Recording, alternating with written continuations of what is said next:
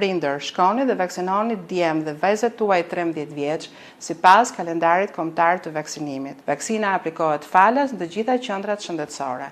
Një hap i vogël sot, një hap i madh për të ardhmen. Ky mesazh i drejtohet prindërve që kanë djemë të moshës 13 vjeçare që për herë të parë janë përfshirë në programin kombëtar të vaksinimit kundër HPV-s, si pjesë e masave për forcimin e parandalimit të sëmundjeve infektive dhe atyre onkologjike.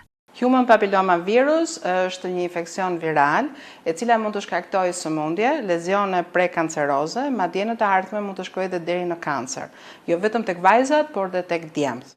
Doktoresh Rovena Daja, drejtuese e programit të vaksinimit pranë Institutit të Shëndetit Publik, në një mesazh të publikuar nga Ministria e Shëndetësisë, thekson efektet pozitive.